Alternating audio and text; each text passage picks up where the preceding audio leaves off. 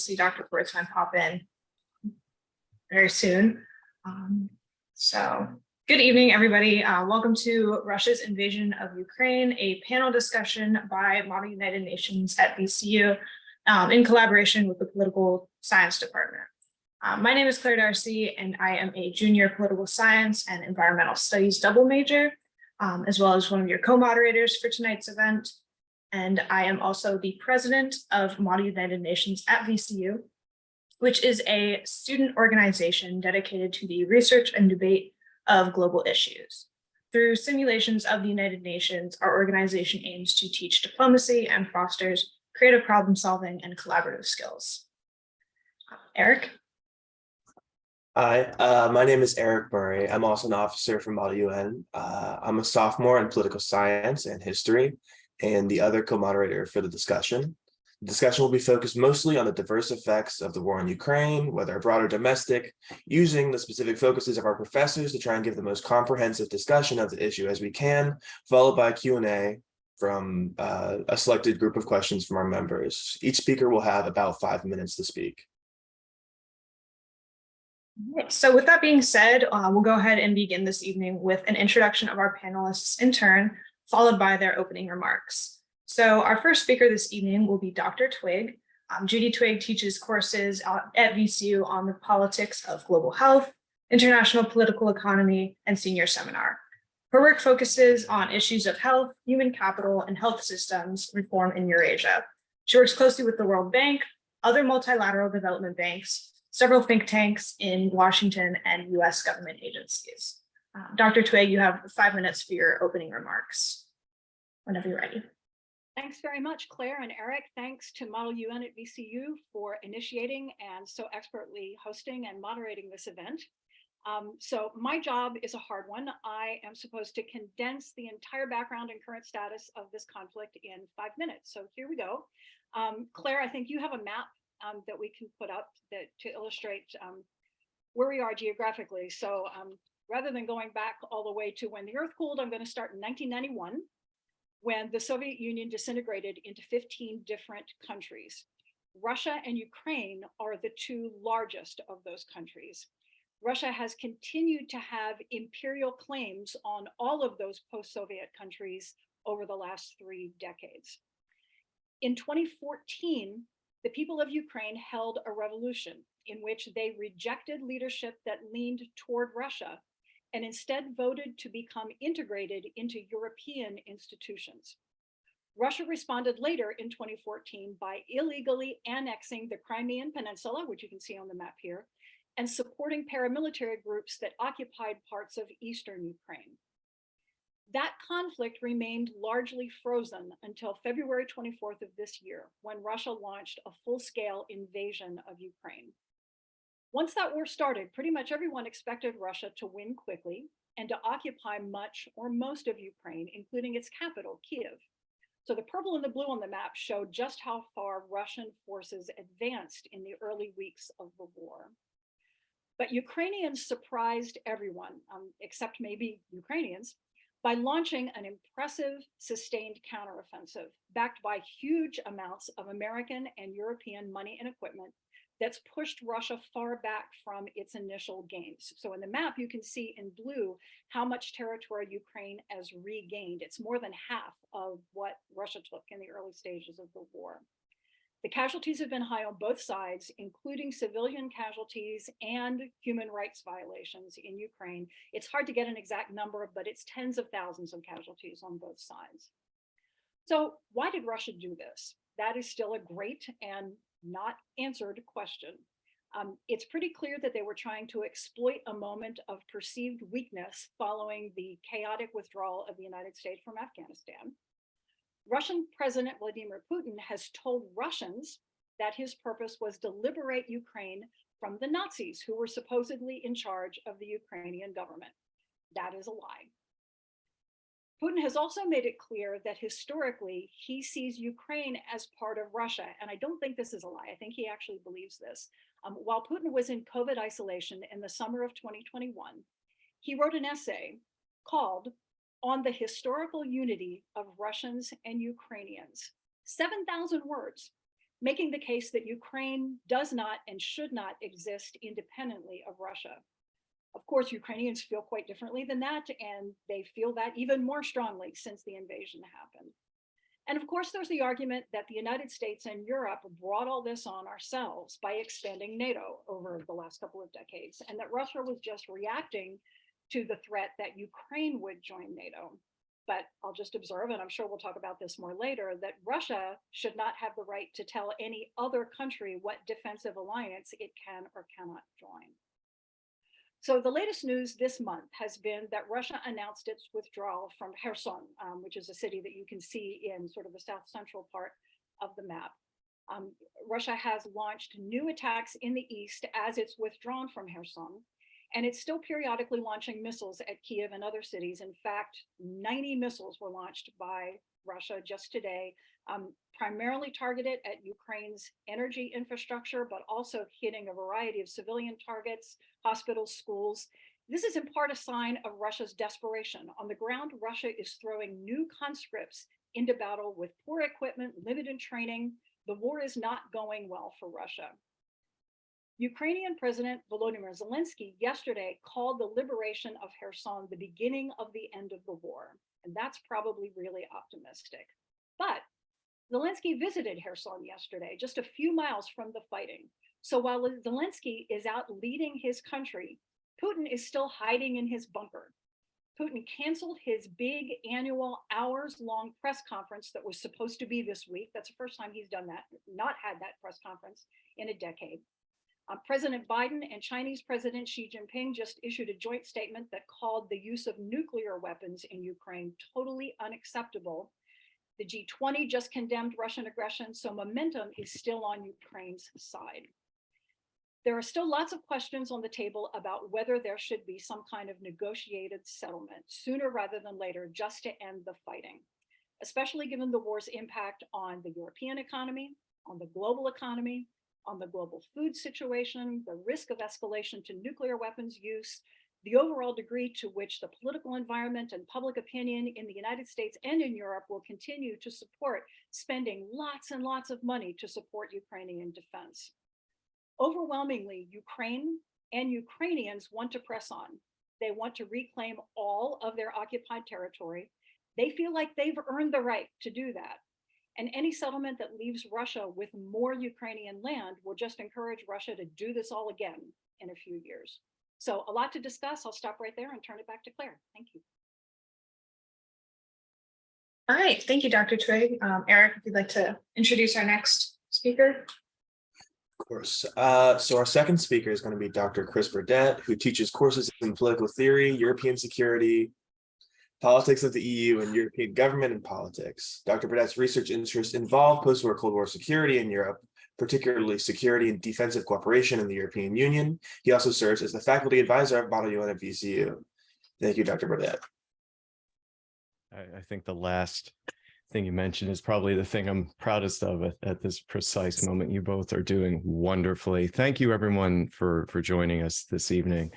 And Judy, you've done an amazing job, as always, framing this incredibly complex issue. I mean, it's hard to really collapse it down to the word issue. I think I had some things in mind to say that would track from our last panel forward, focusing on the EU and NATO. But I think rather than begin at that point, we really should start with the news that's coming out of Poland at the moment.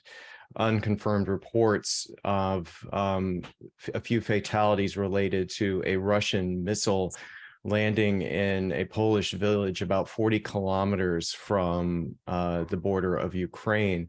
Already we're seeing responses from our own government, from the American government, but also from NATO allies, and their language is amazingly consistent, that they see this as a potential expansion of the war into NATO territory, and they have uniformly declared that they will defend every inch referencing Article 5, that is an attack against one member is an attack against all.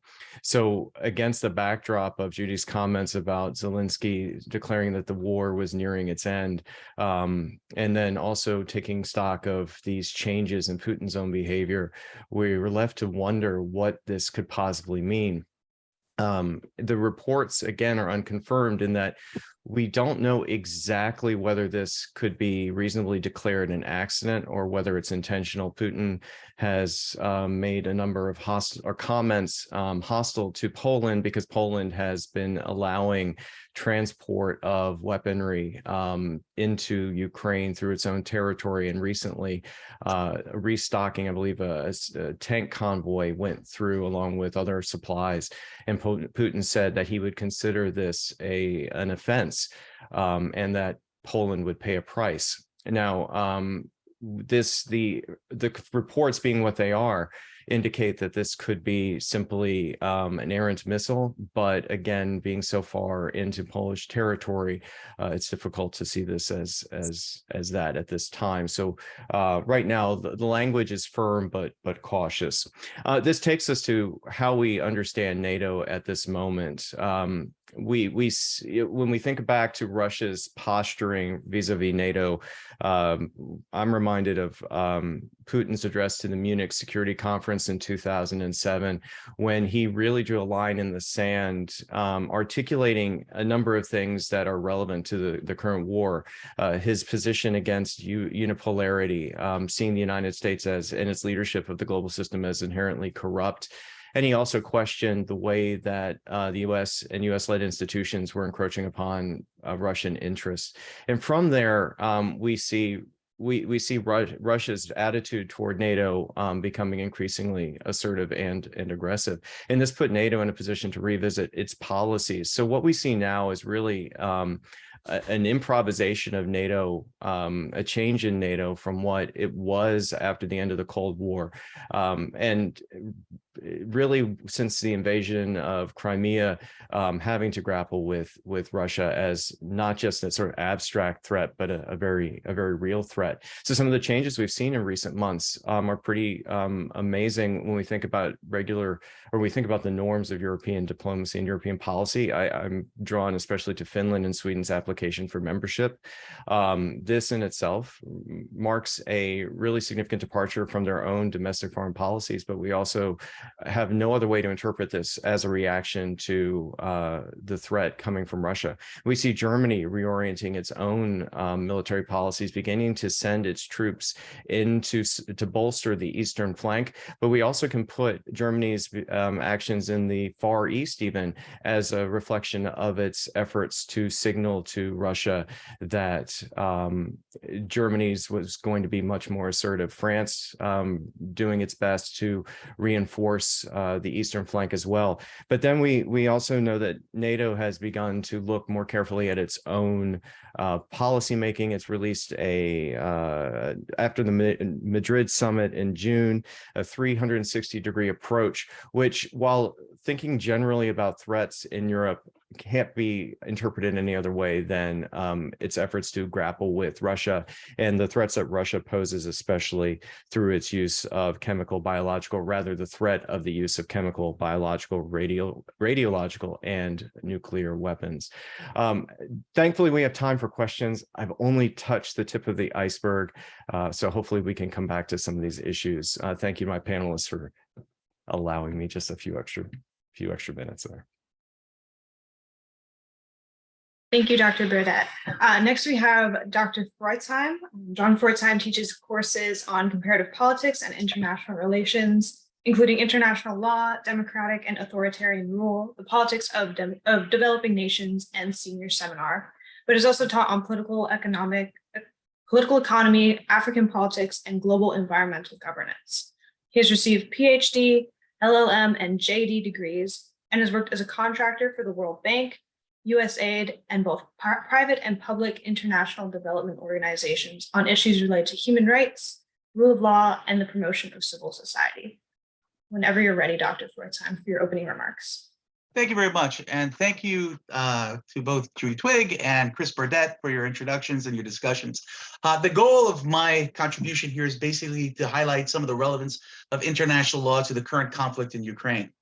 The Russian invasion of Ukraine has brought unspeakable suffering to the people of Ukraine, displaced millions, killed many thousands, maimed many, many more. It has also raised a specter of all-out cyber warfare, tested the resilience of the international partnerships and alliances that exist in the world today, raised issues of the rights of states to intervene in the internal conflicts of others, required reappraisal of the rights of refugees, and raised issues with regard to the application of economic and other sanctions. Perhaps more profoundly, the war has shaken the principles enshrined in the UN Charter that states will not violate the territorial integrity of other states and the prohibition on aggressive use of force in international relations. The conduct of the war has even raised issues today, as noted before, with regard to NATO's Article 5 or an Article 4 response with regard to the recent missile strikes in Poland. Now, I can't possibly cover every issue related to international law, the use of force, and the war in Ukraine in the time available for this panel discussion, but international law has been integral to the Russia-Ukraine conflict. While it is normal to think about international law and the use of force as a set of prescriptions and rules, the utility of international law may go well beyond that. And that's a topic worthy of some consideration, not just with regard to the conduct of this actual conflict and our understanding of current events, but also perhaps to our understanding of international relations and political science more generally. Now, normally the law of war, sometimes called the law of armed conflict or international humanitarian law, regulates the inception or use of force, the conduct of hostilities, the protection of victims, regulates the types of weapons that can be used, and other topics. We can broadly divide this field of law into two categories: the law of war that speaks to the initiation of war and the type of conduct that is permissible during a use of force. Now, the rules themselves are established in a variety of documents, and these rules enable both domestic and international prosecution for the commission of what might be considered 4 core crimes. Those crimes are crimes of genocide, war crimes, crimes against humanity, and crimes of aggression. Now, each of those core crimes has been frequently raised during the course of the Russia-Ukraine war, but we should perhaps also add human rights violations and international human rights law, the law of international organizations, which speaks to how the UN and NATO operate, trade and economic regimes, and how we impose sanctions, the rights of refugees, and other concerns. So international law keeps popping up throughout this conflict and is worth paying some attention to. Now, Russia's claims initiating the war were based on 3 international law arguments. First, Russia claimed to be defending itself from a general threat posed by predominantly from the United States and other NATO countries, but emanating from Ukraine. This speaks to the idea of NATO enlargement on Russia's borders. In this sense, Russia was calling for Article 51 of the UN Charter that justifies an inherent right of self-defense when an armed attack occurs. It also made an argument that it was acting in collective self-defense of separatist areas of Ukraine's Luhansk and Donetsk regions, which Russia recognized as independent states only 3 days before the invasion. And then third, Russia argued that its invasion is designed to prevent genocide perpetrated by the Kiev regime against Russians and Russian speakers in Ukraine. Now, each of these approaches has been easily challenged, but it's worth noting that Russia had the great emphasis to justify its invasion through a prism of international law. Russia could also defend recent annexations of provinces of eastern Ukraine as a remedial succession in defense of the people of those regions' right to self-determination. Again, this claim should also be challenged, and I think would be easily challenged. But it's worth reiterating that Russia stakes the justifications and virtues of its actions based on principles of international law. It's worth noting that in the past, Russia has also complicated Ukraine's response to Russia's seizure of Ukraine territory by playing on international law and creating plausible deniability in the use of little green men in past military actions, including the seizure of Crimea and its military action in Donbass. Meanwhile, Ukraine has also utilized international law on behalf of its war. Over the past months, Ukraine has launched its response using the law of armed conflict and international law in its defense and to legitimize its actions. These actions have included filing a case in the International Court of Justice on the application of the Genocide Convention in response to Russia's violation of Ukrainian territory, seeking preliminary relief from the ICJ. It has filed cases at the European Court of Human Rights, the International Tribunal on the Law of the Sea. The World Trade Organization has promoted an investigation by the International Criminal Court's prosecutor into war crimes violations. Its efforts have drawn support from many countries and has been joined in its investigations into the law of war so that we can see applications of universal jurisdiction for future cases. the ICC's prosecutors' investigation is not the only investigation being conducted in Ukraine. In the process, Ukraine's use of international law has bolstered the legitimacy of Ukraine's cause, delegitimized Vladimir Putin, garnered Western support for the war, cost Russia billions in lost earnings, earned support from the General Assembly in 4 resolutions that condemned Russia's invasion, and has helped keep China on the sidelines. It's also worth noting that the response to the Ukrainian war has also been experienced internationally. At a time when Article 2.4 was under significant challenge, what we've seen is a massive resurgence of interest in defending the principle of Article 2.4 going forward. So in the process, what we're seeing is a re-understanding of international law and the relevance of international law. But there are significant issues that need to be addressed and thought about as we move forward. These issues might speak to topics such as how should we expand the jurisdiction of the International Criminal Court, or should we establish an ad hoc court to try Russia and Vladimir Putin simply because Russia and its leaders cannot be tried under the ICC Convention on the crime of aggression. Other issues might speak to topics of cyber warfare, the treatment of refugees, the authority of the General Assembly to act on trade and economic sanctions, as well as many of the crimes that we're seeing currently being perpetuated in Ukraine. So there are major issues that we need to think about with regard to international law and its application in the Ukraine circumstance. Now, these are all worthy of further consideration, but one outcome of the Russia-Ukraine war is that it illustrates the relevance and importance of international law in the current global order. Thank you very much. All right, thank you, Dr. Froitzheim. So next, we're going to move on to Dr. Jessica Trisko Darden, who is an assistant professor of political science at VCU, where she teaches courses on political violence, human rights, and women in politics. Her research focuses on the relationships between international development, gender, and conflict. Oh, thank you. I don't speak as fast as some of my colleagues, so bear with me. I'm going to make 3 main points today, falling all under the rubric of war is always gendered. So we can talk about lots of issues with this conflict, and I'm going to focus on this particular one. Armed conflict relies on ideologies of both masculinity and femininity that establish a gendered division of labor and a gendered order. And this is especially true during periods of war. And in the case of Ukraine, this is playing out in a few different ways. First, it's shaping who we see as a combatant in this conflict, who's a fighter. It's shaping who we see as a victim in this conflict, who's worthy of our empathy. And it's also shaping who can flee this conflict, right? Who has the ability to avoid or lessen their exposure to the violence and trauma we're seeing. So if you're able to throw up the first slide in my set, I really want to talk about how we're understanding who combatants are in the war in Ukraine. And first and foremost, despite the prominence of some female combatants, in particular members of the Ukrainian armed forces, being female, being women in this conflict, the overwhelming majority of combatants are male. We're at officially about 20% of the Ukrainian armed forces are female. However, we know that the vast majority of those women are kept from the front lines. They're serving in administrative and other roles that aren't in the operational zones. Okay.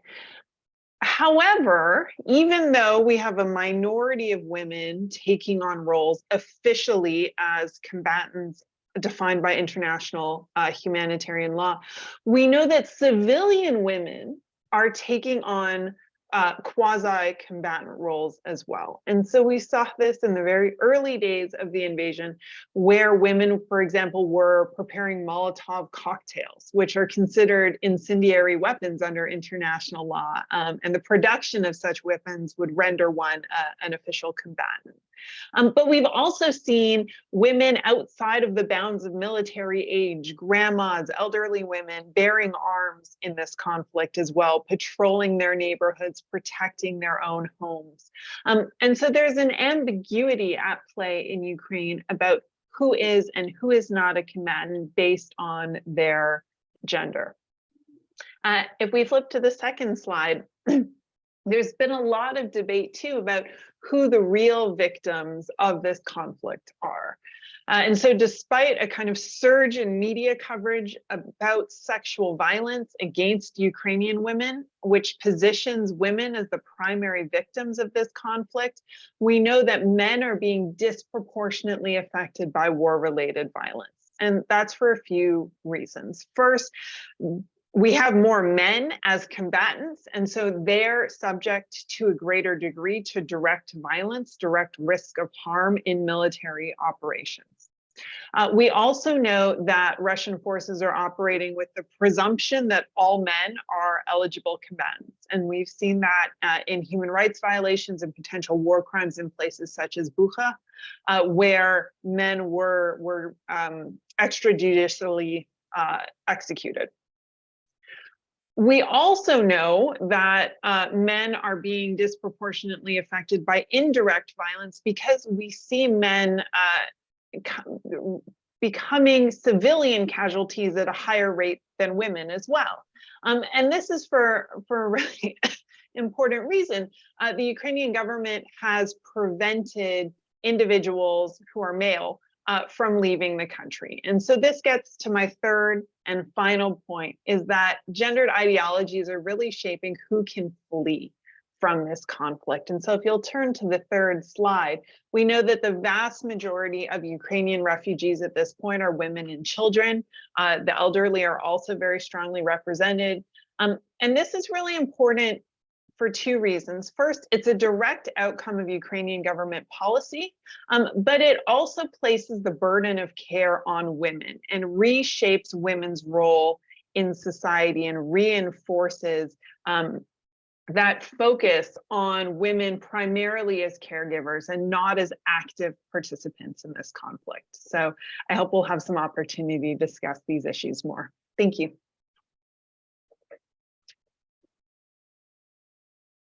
Thank you.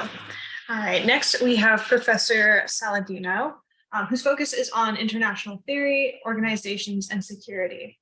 He teaches a wide range of courses in international relations and human security, including, but not limited to, international relations, international organizations, international security, issues in world politics, international relations theory, human security, and food security. Whenever you're ready, Professor Saladino, go ahead and take it away. Thank you, and thank you guys for doing this.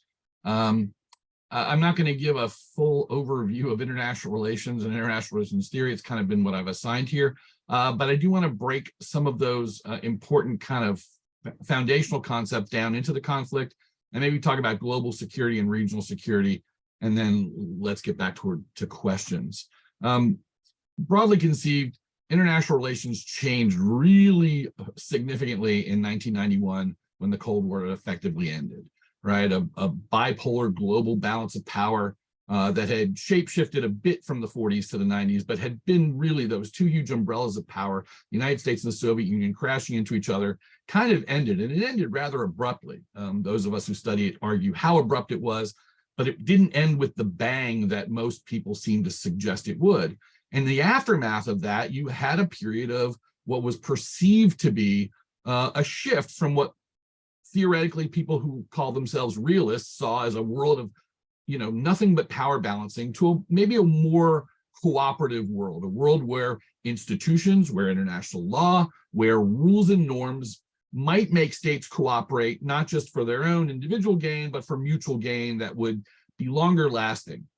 This proliferated institutions and organizations in a huge way, institutions and organizations that still exist today, and institutions and organizations that Russia and the United States belong to and are ostensibly beholden to. Some people believe pretty powerfully that those institutions would replace the kinds of interstate conflict that we had seen up until that point. And maybe the rise of more asymmetrical conflicts and non-state conflicts, the global war on terrorism, things like this, made people, I think, start to think that maybe wars like this weren't going to happen anymore. I think many of us realized that wasn't the case, and you just had to wait, unfortunately. But we've got a war here, and it's a war between nation states, and the global sort of structure of power is filling into the gaps behind those states in ways that look somewhat traditional. So I want to talk a little bit about alliances and about the balance of power. I'm not going to cover most of what I intend to talk about, but that's okay.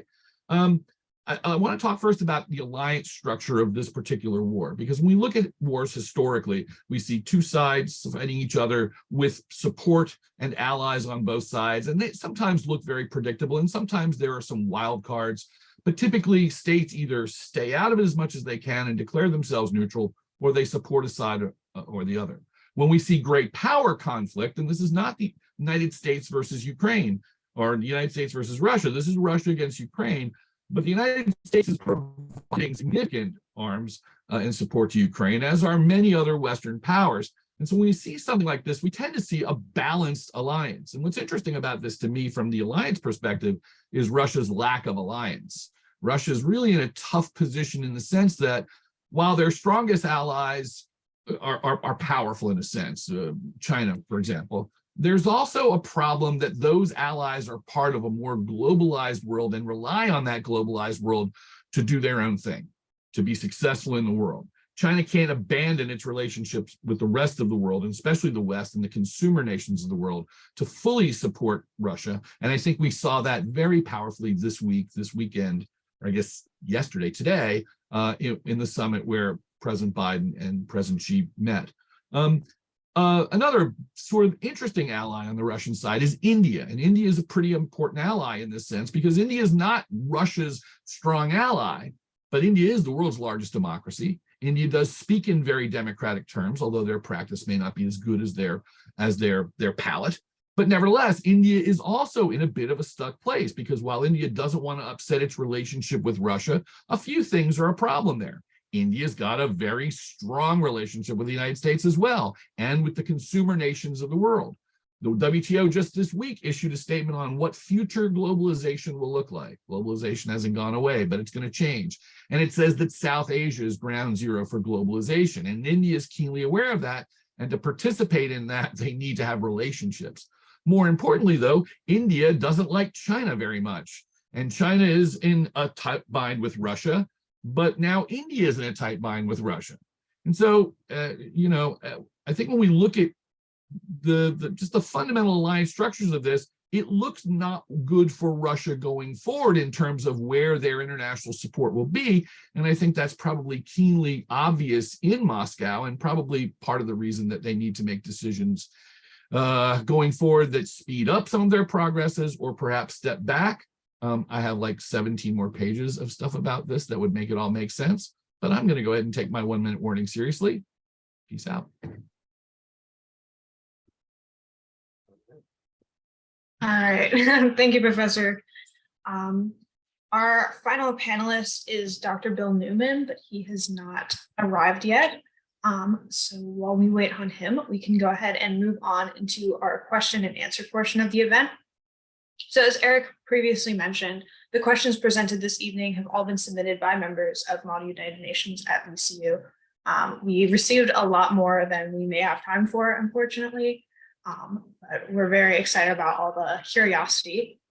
So our first question comes from Max Brotman, a junior political science and economics double major and our fundraising chair. And this one can be directed to multiple panelists. And his question is, do you think the failure to prevent conflict in Ukraine is, at least in part, due to the West's pursuance of a strategy that has completely disregarded Russia's clearly expressed opposition to NATO expansion?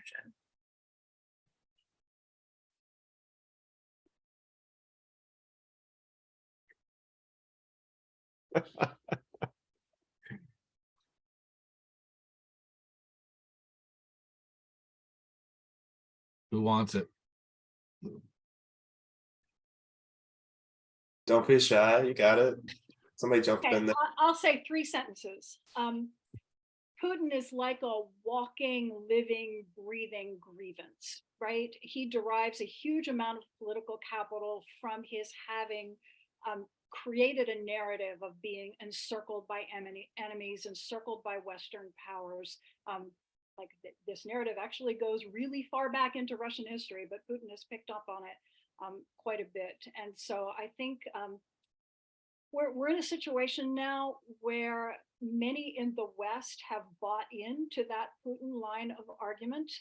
But I'll just stop. My third sentence is just to repeat something that I said in my opening remarks, which is that Russia does not have the right to dictate to any Western country or any other country what defensive alliance it will or will not join. And Russia might want to think carefully about why it is that so many countries in Central and Eastern Europe have been so interested in joining NATO. I have two sentences. In 30 years, 3 of the terrifying nations have joined NATO. Only 3. They are the Baltic states. And so the perception of threat that's being sold there to a casual observer is not real, no less to people who would look into this rather deeply and say, well, what is that real threat? So I would just put that there, that it doesn't really exist, although he seems to be creating an impetus for it to exist a whole lot more when this is. Yeah, I just want to jump in real quick. As I mentioned before, Putin made 3 basic arguments with regard to his position, and each one of those arguments can be challenged. Self-defense doesn't really work because you usually have to be attacked to have a self-defense, and your self-defense has to be proportionate and necessary, which doesn't exist in this case. The arguments that he made with regard to defense of the people in Russia, those also violate international law. So all the arguments that Putin has made to justify his invasion are just awful, which raises the question, who's he making the argument to? Is he making it to the international community and his allies, or is he making it to his own people to justify his legitimacy for taking this particular action? So given the fact that Putin has this rather populist vibe going for him with regard to his politics inside of Russia, one might make an argument that a lot of the justifications that he announces might actually be playing more to a domestic audience than an international one. All right, thank you very much. Does anyone else have anything to add before we move on to the next question?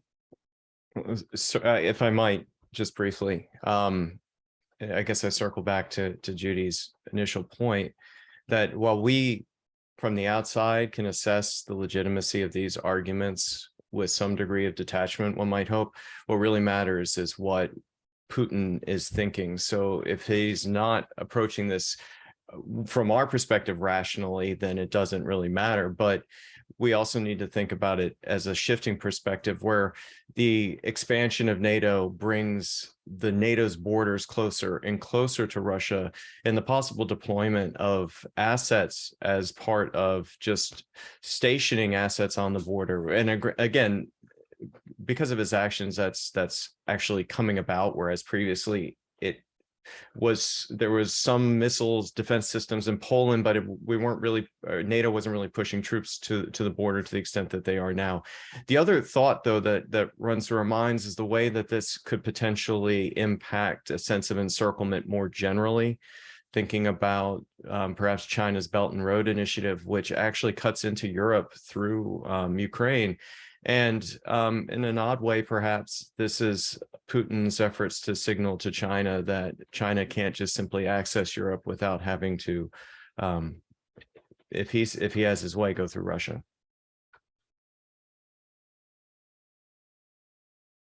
All right, great. Thank you so much, Professor Burdett. Seeing no further comments, we can move on to the next question. This one comes from Caleb Radigan, a freshman in Model UN, who is an environmental studies major, and it's directed to Professor Trisko Darden. How much negotiating power do you think Russia holds with reference to foreign fighters within Ukraine? Caleb gives the example of Aiden Aslan, the British national who was captured and sentenced to death by the Russian government, and then through a deal made with the British government was then released. Yeah, this is a very interesting question. Thank you. I think we have to remember that there are foreign fighters fighting with both Russian forces and Ukrainian forces at this moment. And so this leverage kind of goes both ways. In these instances, UK nationals were prosecuted in Russian courts and were apprehended. But we also know that there is a significant reliance by Russia on foreign nationals, and most recently a Zambian national was killed in Ukraine fighting alongside Russian forces. And that country has claimed that it has no idea why its national, who was previously imprisoned in Moscow, was found in Ukraine. And so I think that there is a lot of international controversy that can be kicked up by this reliance. And so that leverage isn't unique to Russia, and that we may see Ukraine increasingly focused on identifying and leveraging Russian foreign fighters as well.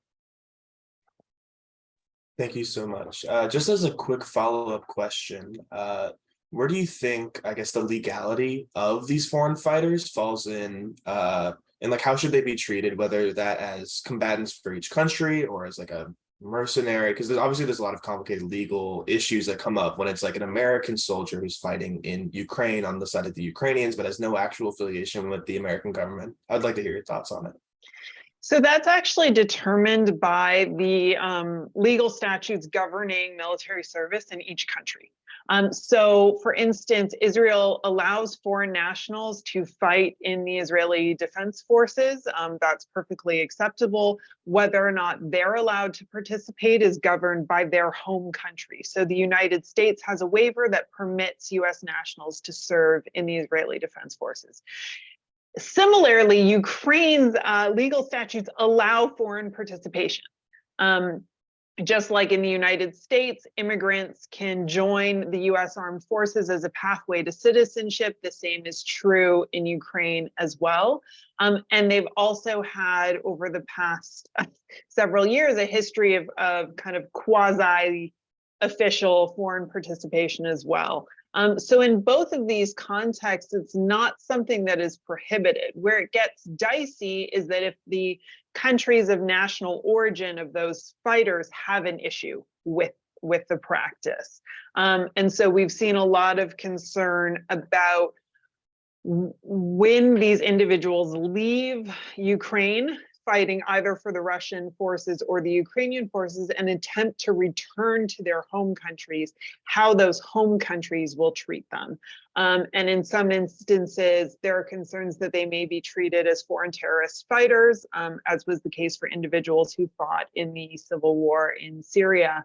But I think a lot of that depends on how the conflict shakes out and different states' post-conflict relations with both Russia and Ukraine.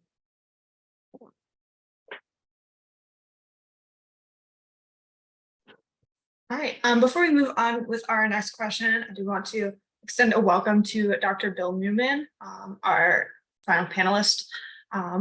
Bill Newman teaches courses on US foreign policy, US presidency, terrorism, Asian politics, and international relations. And his research is on the US presidential decision-making in foreign policy, as well as East Asian security.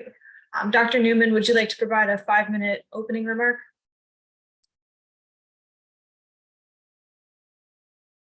There we go. Yeah, I have no idea what's already been covered. So I'm nervous about going ahead and talking about things that you've already heard and everybody saying, yeah, we know that, move on to something else. Trying to think of where I should go with this. Initially, my remarks would have been about how this fits into United States foreign policy and U.S. national interest. Was that covered at all? Okay, then I'm good. All right, and I'll just run with that. So why do we care? Right? Why do we care what happens to Ukraine? And there are different levels of thinking about this, but biggest aspect is this: the United States has allies in Europe, and the way that administrations have looked at Europe since the Cold War is that it used to be the idea that the Soviet Union was going to make encroachments on Europe or invade Europe to try to take over Europe. And we looked at that and said, okay, this is for us a prelude to World War III. So that's certainly the way we looked at it during the Cold War. Cold War's over, and we've tried to be friends with Russia for roughly 30 years. and every new administration has come in and said, we're going to fix relations with Russia. And there was a famous reset for a while, and all these different ways of trying to be better friends with Russia, even to the point where when Russia did take Crimea, to a certain extent, the United States said, okay, we'll give you a little pass on this. You've just taken territory from another nation state, but it was a nation state that was not a member of NATO. So we'll put some sanctions on you, but not real serious sanctions. And even the Obama administration refrained from giving a lot of heavy weapons to Ukraine that Ukraine wanted. Obama said, no, we don't want to do that because we're going to antagonize Russia. We were okay with antagonizing Russia when it came to expanding NATO because our attitude was Russia does not get a veto over what countries in Europe would like to do with their own security concerns, right? That's not how things work anymore. They get to choose their alliances and Russia doesn't get to say, no, they can't. But the idea is that going after Ukraine and trying to dismember Ukraine or take all of Ukraine, the United States sees that in the context of this is aggression. If we don't fight aggression, we encourage aggression. We say to Russia, all right, you've taken Ukraine, we won't do anything there. And Russia says, what about Lithuania, Latvia, Estonia? And Russia might think, the United States let us take Ukraine, we'll take Lithuania, Latvia, and Estonia. That's good. And then maybe we'll think about doing other things around our periphery, other places where, in Putin's eyes, these are things that belong to Russia and should have stayed in Russia. And the greatest calamity of the 20th century for the Russian people was the Soviet Empire breaking up. We also have the other aspect of it is that if we don't say, all right, you can't go and invade another country like Ukraine. If we say that's okay, China says, well, we got something just like that, and it's called Taiwan. And maybe we'll go ahead and take Taiwan because the United States doesn't seem to care about things like that. So the idea is it's not rewarding aggression or even ignoring aggression, because if you do that, you essentially give permission for more aggression. So the United States, to a certain extent, is saying we're going to draw the line. Now, it's not necessarily a line that's drawn because of international law and because the United States is so wonderful, we don't like to see any other countries in the world get attacked.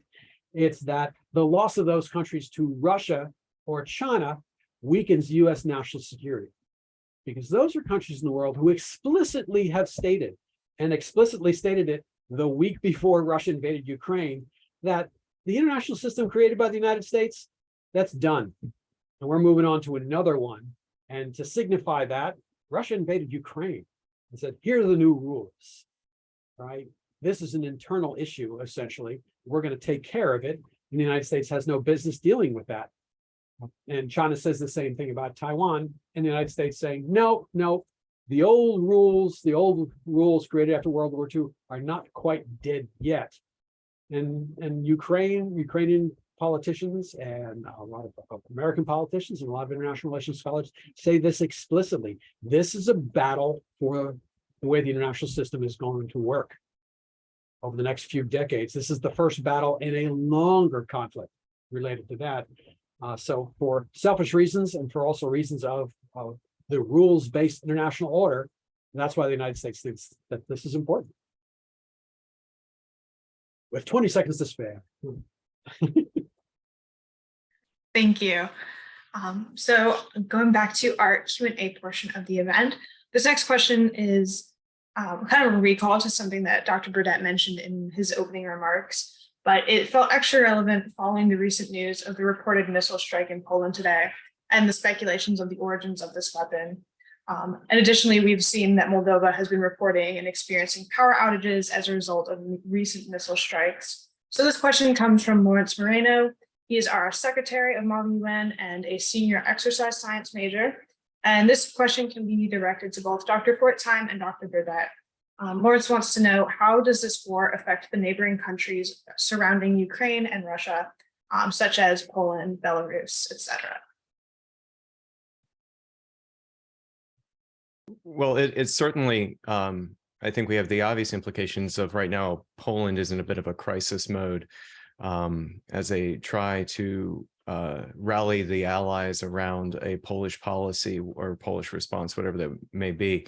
I do think Moldova is an interesting case in itself, because Moldova is a historically neutral country. It's a small country. And it's a country where U.S. does have some interest, largely in terms of supporting Moldova's economic development and small market or market access and agricultural sectors. So we know that Ukraine applied for membership in the European Union and in NATO, and has been granted accession status, or a status that would lead potentially to accession after, or candidate country status rather. Well, Moldova also applied for membership in the EU shortly thereafter, and was also granted candidate status. So we're seeing a shift in Moldovan foreign policy as a direct result of the war. And certainly people who are living in Moldova are quite anxious about the war spilling over, and there are contested territories within Moldova. But what I think this says to us about Moldovan's foreign policy is that there is value in EU membership as a certain, one might say, a soft security guarantee, and that's definitely worth tracking.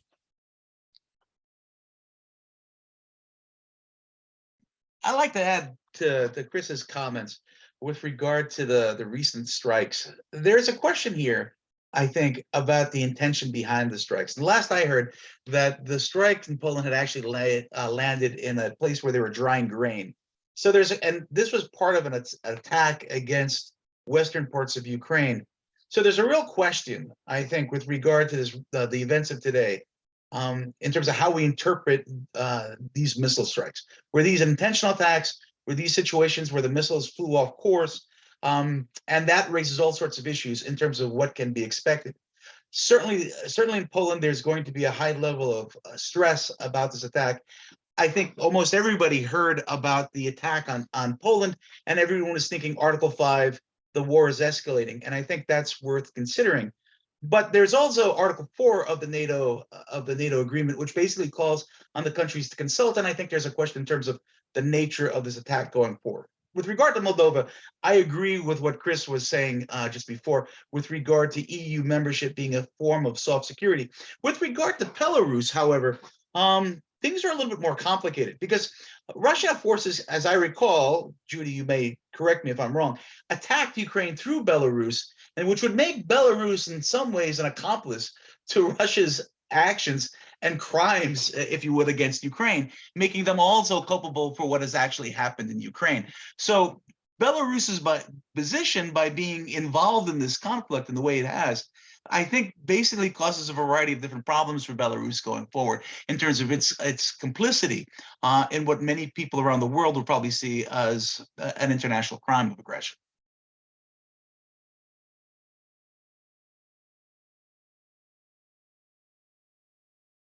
Dr. Twigg, go ahead. If I could just jump in on that in response to what John just said, good. It's a great point about Belarus. The president of Belarus, Lukashenko, is largely a Putin puppet. He's tremendously indebted to Putin for political and actual capital. And if we are to see escalation of the conflict, one primary initial salvo would probably be the activation of Belarusian soldiers in a renewed offensive from the north into Ukraine. I'd also like to say something more about the missile strikes on Poland today.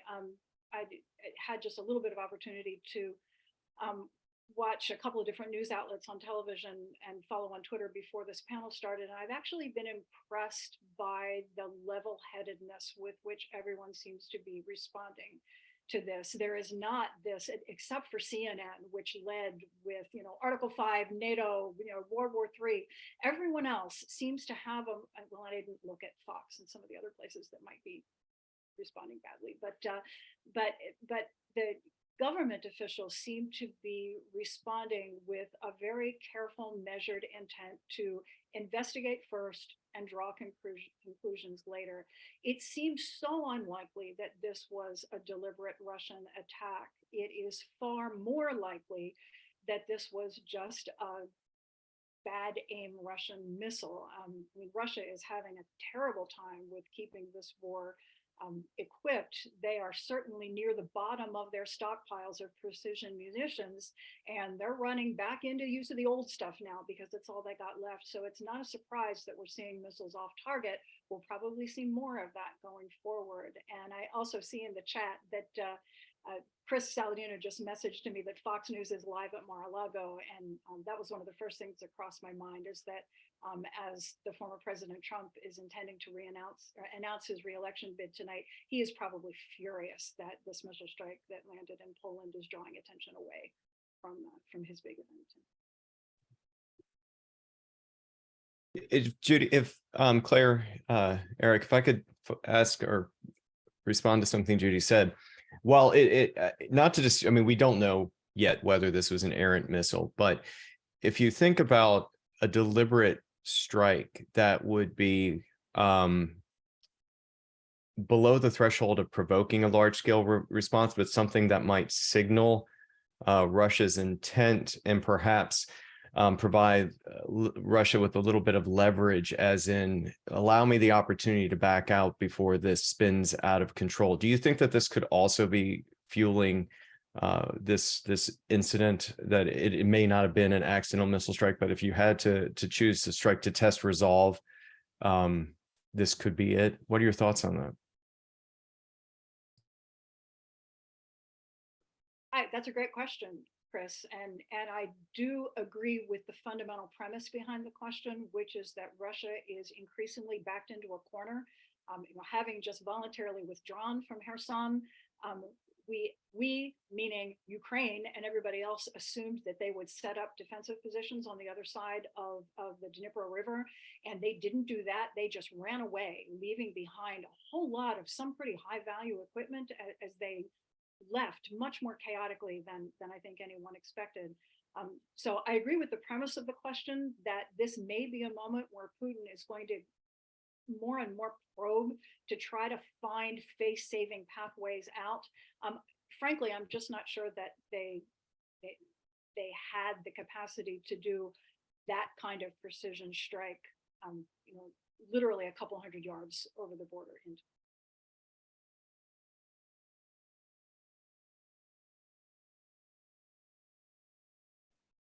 Professor Saladino, would you like to just provide the last insight before we move on to our next question? Yeah, I'm running a ticker about a lot of the stuff we're talking about because I don't know anything and have to be informed by the internet. But when I read a little bit today, as best as I could before, because the strikes in Poland obviously kind of make us think, it was only until late in the day that they could ascertain that they were probably missiles and maybe not drones. But also that Russia had launched between 90 and 100 missiles. That's uncertain. The Ukrainians, using mostly American weapons, knocked out their claim 77. Independent estimates are around 60, which is a really high percentage, which is a pretty strong indicator that these are the cheap rockets. These are less sophisticated, less well-targeted, less laser guided. And so that probably leans more towards the probability of misfire, mistake, or poorly targeting. But again, we don't know.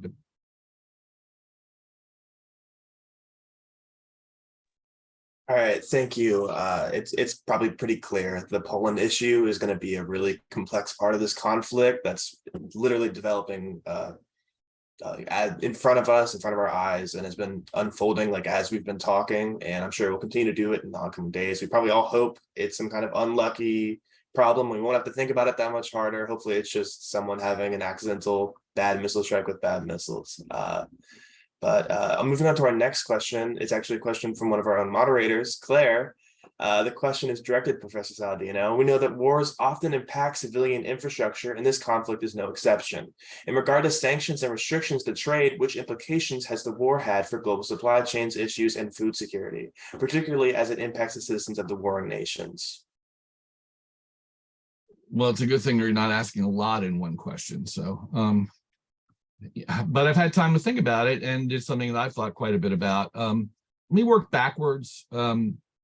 Because when we tend to look at that question, and particularly human security, food security, health security, getting day-to-day supplies to people, the focus is mostly on Ukraine, right? And yet what we do know right now is that while Ukraine is in some fairly dire straits on certain key infrastructural things, medical assistance. They need a lot more medicine, and they're getting more guns, right? So they're going to need to start recalibrating what they get from outside of Ukraine. Ukraine supplies not just Ukraine and Russia, but the developing world with a lot of food. It also is a traverse point for all kinds of food supplies. And so global food security is actually a major impact here, because not, there's a war and we're all retrenching from our global supply chains. The global supply chains, if you look at the numbers, if you look at the decline and the recovery from COVID-19 as the sort of previous crisis, what the world has done in terms of global supply chains, and keep in mind, in the midst of what is a borderline global recession and inflationary prices that are really hard to imagine, plus retooling and reconfigurations from COVID-19, global supply chains in most major areas have recovered dramatically since February and March, like in ways, certainly we're not back entirely, but this war is still ongoing and it's only been 8 or 9 months. But where you're starting to see the insecurities are in the developing world, which are going to be left out in a lot of discussions, which are going to be sort of placed further down the line in priority, as this has become a huge spending event for European nations, for multinational corporations, and especially for the United States. I'm not judging that appropriateness, right? But that also does help fuel a globalization that was lagging, right? Globalization was under significant threat before this war and before COVID-19 by strong rises of economic nationalism around the world, by major leaders in major countries like the United States and the United Kingdom and European countries saying, hey, we don't want to be so reliant on rules from the World Trade Organization on free trade. We want economic nationalism, and in democracies around the world. My dog scared the crap out of me. Okay, there we go. And then COVID came, right? And that put a huge ding into an already damaged global supply chain network, into an already damaged lack of clarity on where things were going to come from when we got back to normal. And just as we collectively thought we were getting back to normal, this war hit into some very key cleavages. I don't want to get too deep, but I would say food security will be problematic in Ukraine for sure, and particularly now that we have to get into stockpiles as growing seasons around the world end, and the developing world will not be able to get what they rely on, as the Russians do their best to impede the movement of those kinds of goods and services, both within the combat area, out on the water, and through their limited but somewhat important influences on global markets. But then, if we flip the script, and I won't talk about it, energy markets are an entirely different story, and that's where Russia's lifeblood is coming from. So that's different.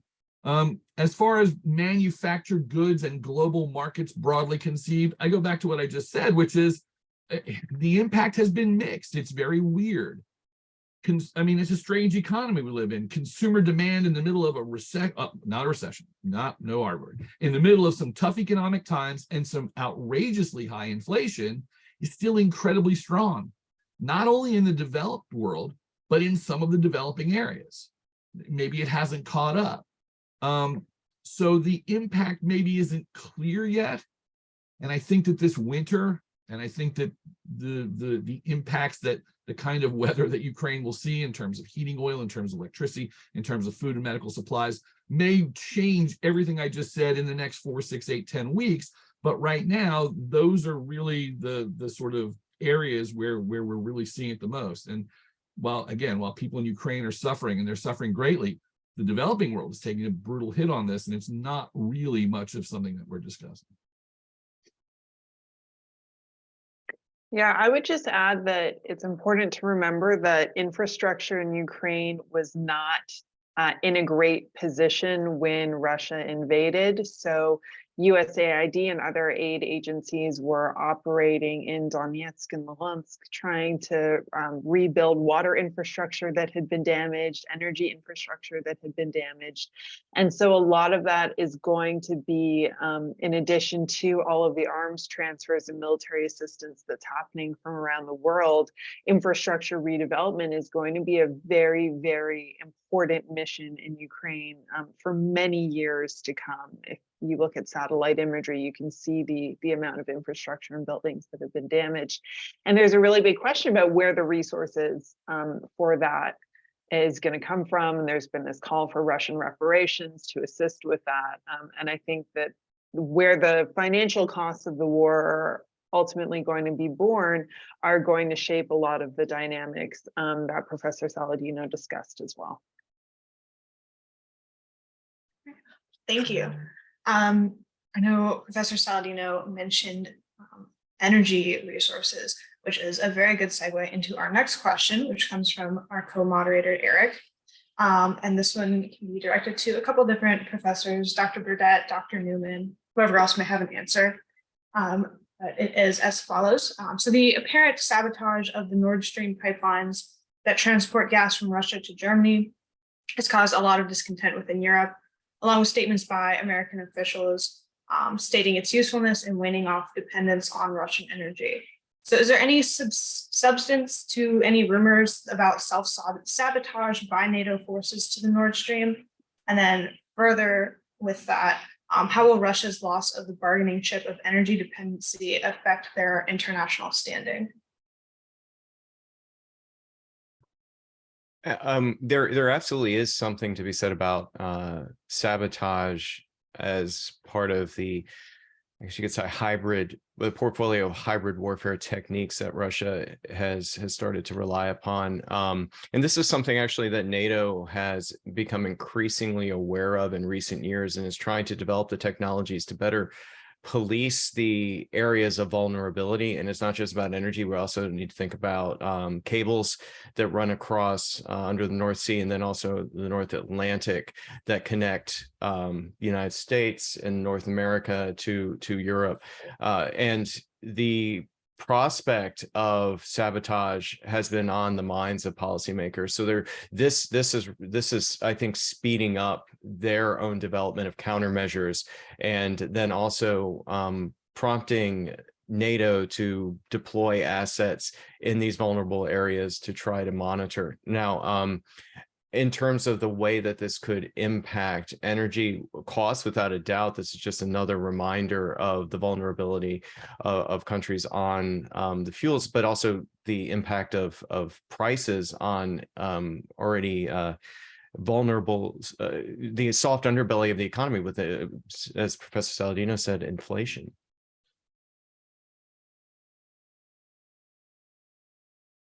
I'll jump in with just something brief.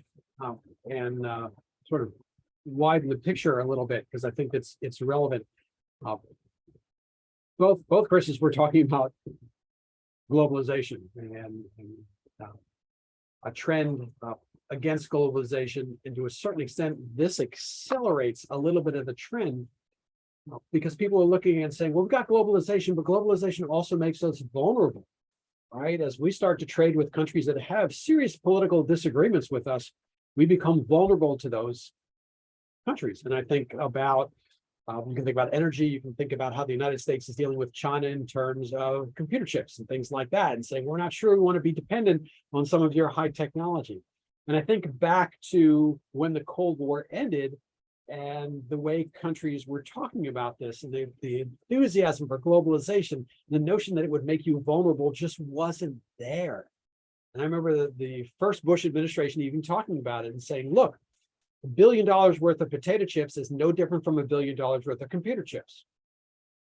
And there's a statement, I guess it might have been Malcolm Baldrige, the Secretary of Commerce, who said that. And people are rethinking that and saying, well, wait a second, there is a big difference. Because if you lose all those potato chips, you eat pretzels. And you move on. If you lose those computer chips, well, okay, that's a different world. And we're starting, maybe it took us 30 years to start saying, oh, wait a second, they're all vulnerabilities creating with this. There are things that are strategic. And we've got to be able to go ahead and make those ourselves, which is Alexander Hamilton's argument way back at the founding of the Republic, is that there are certain things we can't be dependent on other countries for. We've got to make them here. So it's a rethinking of some of those big arguments. Can we ask Judy, what are the Russian people's thoughts about the potential for Russian autarky? The Russian people don't have to think in abstract terms what it's like to live through autarky. They're learning it, in a very rapid and unpleasant way. The sanction regime that went in place in 2014, as I think Professor Newman said earlier, is nothing like the sanction regime that's in place now. It is hurting the Russian economy hard. People are having to make adjustments in living standards, availability of products, just general lifestyle that they've enjoyed for the last 10 or 15 years, when Russia has become richer than it has been ever in its history. And I don't want to go off on this tangent, but it's remarkable the extent to which the Putin regime has remained politically resilient, even in the face of the increasing hardship that the sanctions are placing on the Russian people. So I do have a follow-up to that, to the mentioning of sanctions. So recently we saw that a slew of Canadians, including Jim Carrey, which is what grabbed my attention, were banned from Russia in response to sanctions imposed by Prime Minister Trudeau. So I'm wondering, what can we learn from this reaction, both about ideas of kind of international reciprocity, as well as the impacts of sanctions? And this can go to anyone.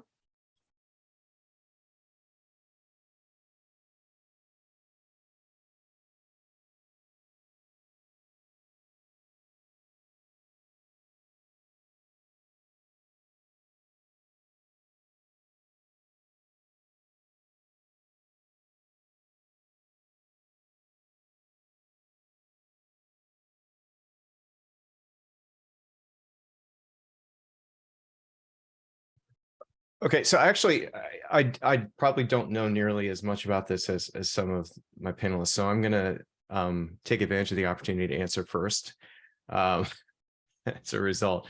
So one of the things I was actually just reading about an assessment of sanctions that makes a really excellent point is that we're at a juncture of we're starting to ask questions about the effectiveness. And when they're deployed, we have expectations of changes in behavior, right? And then we can see sanctions as targeting different pressure points on decision makers, whether it's targeting the elites so that they turn their back and deny financial support and political support of the regime, or whether it's sanctions as targeting the people so that the people turn against the government, or sanctioning the government so as to prevent the government from being able to acquire the necessary assets to be able to produce weaponry, for example, or even just basic goods. So that leads us to this expectation of sanctions lead to change. So when we don't see change right away, we start to think, well, the sanctions aren't working. And some of that literature has opened my eyes to this argument that we really need to think about the sanctions as having a bit more of a long game to them. One of the different angles to think about sanctions would be, for example, to think about the way the EU has responded by being able to follow up upon existing sanctions, menus of sanctions, and demonstrate solidarity to find their footing with sanctions as a effective mode of foreign policy, and that this could lend to a stronger, more unified EU when it comes to foreign policy. When we think about the long game too, we can think about the long-term effects that the sanctions are going to have on the Russian economy, the long-term effects that the sanctions will have on the ability of the government to just simply be able to provide basic services and things of that sort. And it also reminds us that with Russia, there are a lot of features with respect to the way the sanctions are working and not working that result from policies that were put in place in part to immunize Russia against the effects of sanctions after the Crimea, but then also the way that Putin has, since he's been president, adopted a posture of low debt balanced budgets and low debt aversion, which has put Russia in an interesting position to be able to tap into its reserves and sustain its economy in the near term. So anyway, that's how I've been thinking about sanctions, but I'm sure that there are more in tune observations that will come from my colleagues. So thank you.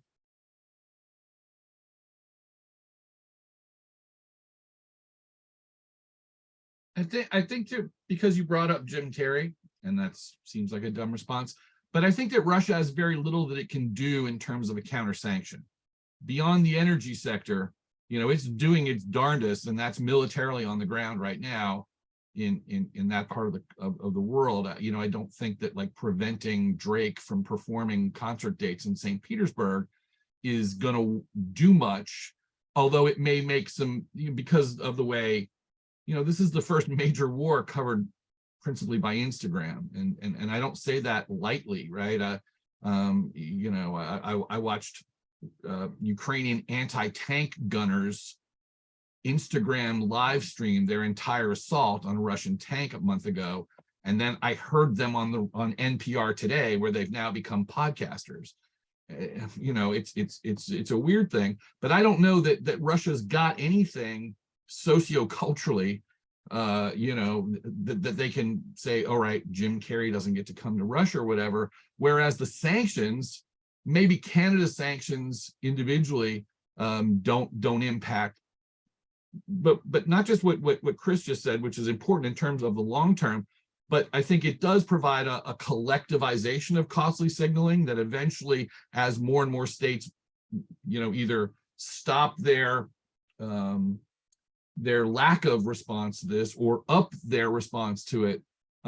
It's not just that it's going to hurt Russia, it's that Russia's going to have to realize at some point that they have to have an end game, they've got to win, or they got to go this very much alone, because Belarus, Syria, and Iran and North Korea is not going to get them through it.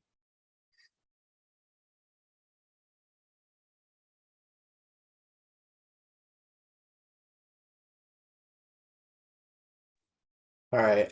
So as much as I hope that Jim Carrey of the Truman Show and The Mask gets the justice he deserves in Russia, and I'd be really sad if I got Drake tickets and he didn't perform. That would affect me personally. Hopefully something works out there. Thank you to everyone who answered my question earlier. I appreciate it. But our next question is another member question from Marie Cox, who is a sophomore forensic science and chemistry double major and is directed to Professor Saladino. As mentioned by Professor Twigg a little bit earlier, Russia's military has announced that it's withdrawing from the western bank of the Dnieper River in Ukraine's southern Kherson region, and it was annexed in Moscow in September, and it seems like they're kind of drawing back. What does this withdrawal mean for Russia and their grand strategy within the war? I'm not sure why I'm going to answer this question. And I think Judy actually spoke to it a little bit earlier. I think any withdrawal right now is getting micromanaged by people like us, but also the media.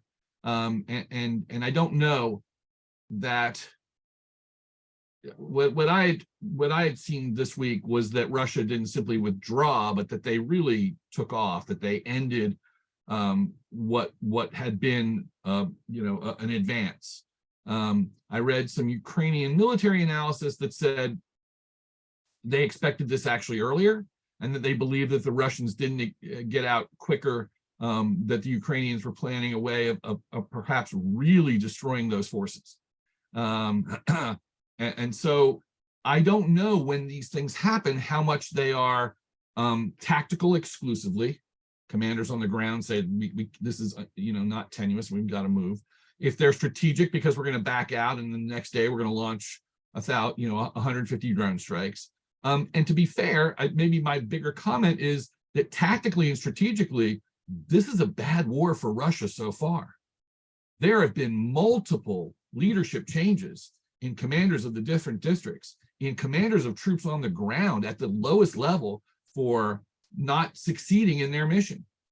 And yet, it seems pretty clear that the Russians broadly, from the highest strategic level, wildly underestimated the extent that the Ukrainians were not going to let this happen, and that Western allies and other people in the world, other nation states in the world, were going to do what they could do, short of engaging militarily, and that this combined effort is so far, and again, this war could go on for a very long time, let's hope it doesn't, but so far, incredibly effective.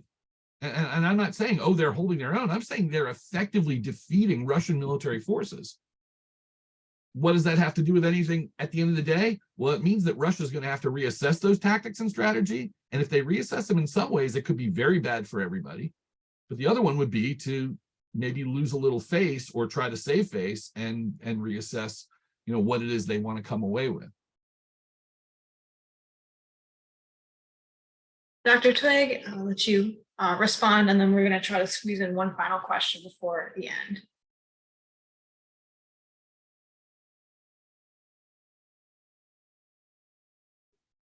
Picking up on what Chris just said, I think so much of what we're fed in the Western conversation about Putin is that he's some grand strategist who has had this master plan that he hatched as a young KGB officer, as a young man, and rose to be the leader of this global superpower for the last 3 decades. And in fact, Putin has been just a tactician his entire career. He's been responding to his environment and kind of making things up as he goes along. And that's exactly what's happened in this war as well. The military buildup on the border started back in the middle of 2021. No one much expected that to happen. The way the initial assault happened in February of 2022 was a surprise to most of Russia's leadership, let alone to the rest of Russia and the rest of the world. And then all of what Russia's done during the war has been reactive. It's been responsive to the ebbs and flows of events. There is no grand strategy that's driving the conduct of this war by Russia.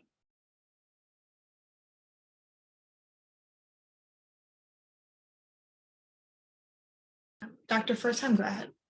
Yeah, actually, I have a question, and I guess this question is more directed towards Dr. Twigg on this question, and perhaps Dr. Saladino as well.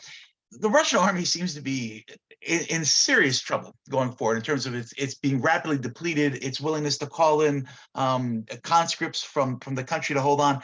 How much of this war and the consequences of this war are affecting not just Russia's relationship with Ukraine, but also Russia's relationship with other parts of its near abroad? And what we're seeing in terms of a withdrawal from Ukraine is a recognition from Russia that it depends on its military resources to hold on to the territories under its current sphere of influence. And with its army depleted, it's afraid of losing control over its near abroad. And I'm thinking about conflicts that have occurred in other parts of its periphery that seem to be sparking up, partially because maybe the Russians are not able to deploy as effectively as they should. It's a great question, John. Russia has rapidly lost whatever status it had as convener, arbiter of conflicts in its own neighborhood in Central Asia, the South Caucasus, what Russia refers to or has referred to as its near abroad. And I'll just, Chris said Georgia, absolutely. And especially in Central Asia, where Russia's lack of status and failure in this war is creating a vacuum, China is more than happy to fill that space with its own aspirations in the region. Russia's military ineptness in this war came as a surprise to just about everyone. We thought that Syria was a great sort of demonstration of unexpected Russian military capability on the plus side of the ledger. As it turns out, that was air power and air power alone. It didn't give us a full view of what was happening with the evolution of the Russian military. And even though we've known this about Russia and before that about the Soviet Union for decades, we just didn't fully internalize the extent to which corruption had just rotted the Russian military out from the inside. So a whole lot of weapons development and procurement money went into public officials' pockets rather than to where it was supposed to go. And we're seeing the impact of that now.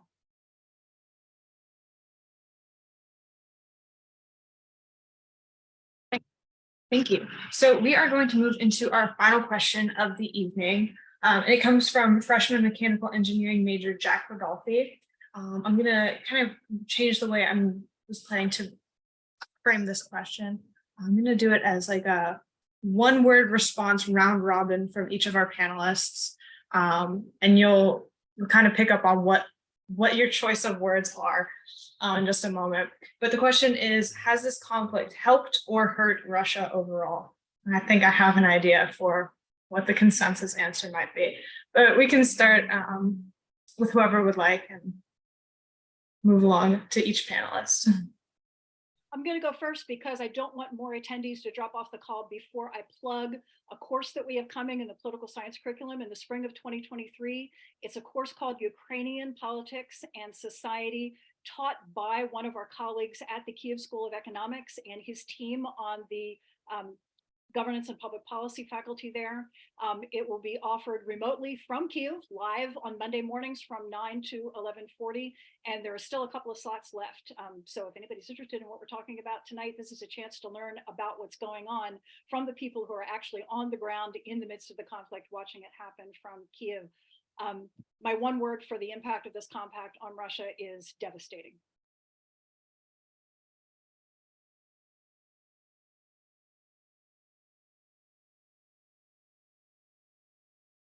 I'll jump in real quick. My word is more worrisome. I'm kind of curious to find out where Russia goes to from here. You've gotten a very weak Putin, so the coalition around him might be fracturing. We really, at least I don't necessarily know. Perhaps Dr. Twigg and others know this better than I do. But I'd be curious to find out what the longevity of the Russian regime is likely to be as a consequence of this war and deterioration of its control around its near abroad. And a weakening Russia that's armed with a lot of nuclear weapons is something we should all be, I think, worried about. So exactly how this rolls out in the long term in terms of the future of Russia and the Putin regime, I think it's worrisome and worthy of paying a lot of attention to in the future. Hurt.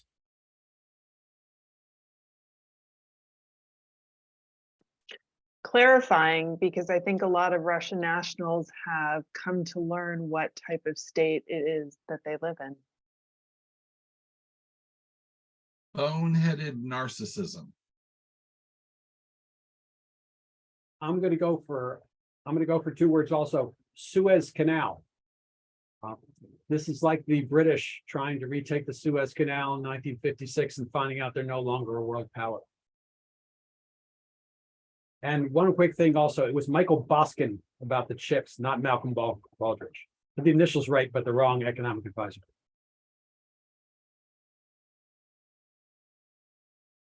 Suez Canal makes a good connection to the previous discussion of supply chain issues, I think, that we saw. But I'll turn it back over to Eric to give our closing remark.